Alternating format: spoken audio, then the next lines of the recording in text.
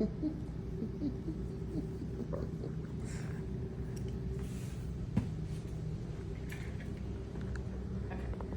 today I want to talk about Richard Oakes.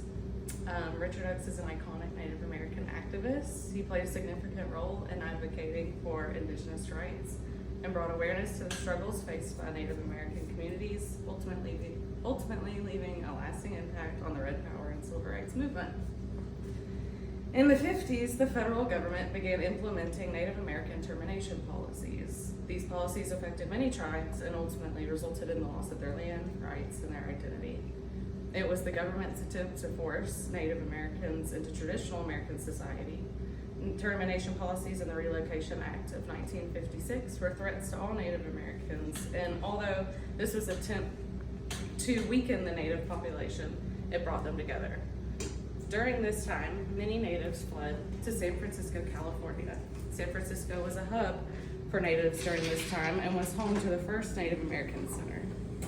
Among the thousands of Native Americans that made their way to California was Richard Oakes. Richard Oakes went from being a catcher in an ironworking gang to playing a significant role in introducing one of the first Native American studies departments in the country. His realization that there was no representation for Native Americans in school curriculum was what inspired him to cross the country and join his fellow Natives on the West Coast. I chose to speak about Oakes because, like him, I still feel as though there's not enough representation for Native American people, and when I learned about them in elementary, middle school was, for lack of a better word, whitewashed garbage. Today, I want to inform you of the life of Richard Oakes, his role in the takeover of Alcatraz Island, and how his legacy still lives on today. He was born in 1942 in New York.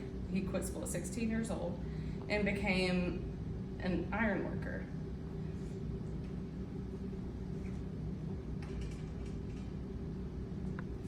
Native Americans are often associated with New York City.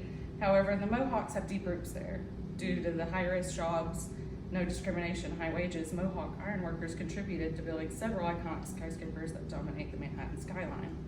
They helped build several famous structures like the Empire State Building, Chrysler Building, Rockefeller Center, and World Trade Center. And actually, after they collapsed, they went to Ground Zero, a lot of the Mohawk tribe, and they went and helped clean up the debris.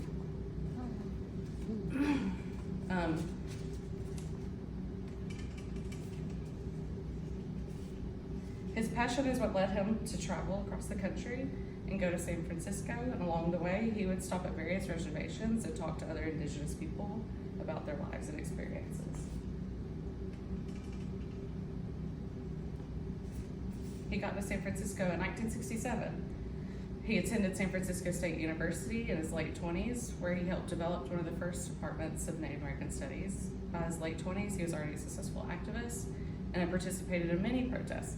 But the protest that really captured America's attention was the Alcatraz takeover in November 1969. When the first American Indian Center in San Francisco burned down, it sparked outrage amongst the Native American community and led to Natives taking over Alcatraz Island.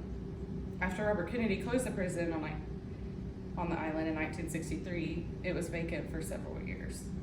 So it was basically free game for anyone who wanted it. On November 9, 1969, a handful of Native Americans took charter to the island under Richard Oakes' leadership. They were only there for one day before they were removed by authorities, but they tried to argue that they should get squatters' rights because they were there for 24 hours, and that's what the rights that white men had at the time. Then later that month, on November 20th, part of the group called Indians of All Tribes, 89 Native men, and women and children made their final attempt to take over Alcatraz. There, the Natives held their first official proclamation to the public and a manifesto addressed to the Great White Father and all his people. The manifesto stated that the intent was to use the island for Indian school, cultural center, and museum. The group of protesters offered to buy the land for $24 in glass beads and red cloth, which was what white people bought the entire island of Manhattan for from the Natives. This is the protest photo that was sent over, and it's Richard Oakes right in the front. Richard Nixon was president at the time of the takeover and was pressured to remove them from the island. However, he left them alone and encouraged reform. He did not want the natives to be removed by force. He wanted things to remain peaceful. During the time of the occupation, Oakes would leave the island and recruit natives and other supporters to come back with them. Eventually, the population on the island grew to 600 people. Here are just more photos of the island. There's some graffiti. During the occupation, they built their own functional community with newspaper and radio station. They received a lot of supporters from people on the mainland delivering supplies and food. Members of the Black Panther Party and the Black Brown Berets helped with security. Actor Benjamin Bratt was a child on the island with his mother and siblings. Even actress Jane Fonda went to the island and she slept in a sleeping bag and sent 6 generators.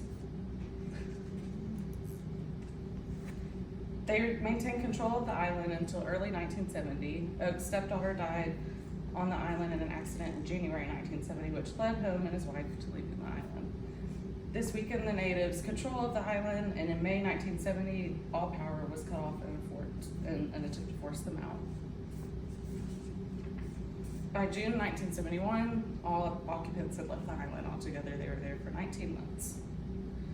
Although it was unsuccessful, he believed their actions were inspirational to other natives, and he continued spreading awareness and trying to make change. After leaving the island, he led Indians of all tribes to many other successful takeovers and protests, including the takeover of Fort Walton that led to founding Daybreak Star Indian Center. And he went to Los Angeles and worked in the Native American Studies Center at UCLA. But unfortunately, in 1942, he was shot by a man named Michael Morgan, who claimed self-defense. He was exonerated. The verdict was deemed unjust by Native Americans. Many people consider his death an assassination since it appeared to be a direct result of his activism. Richard Oakes should be considered an historical icon, not only in Native American history, but American history as a whole. Unfortunately, I don't think a lot of Americans, including me, before doing my research, know his story. He lived his life courageously, determined to make a difference for his people. He strived for equality and fairness for Native American people and inspired many others to do the same. Wow. Gee.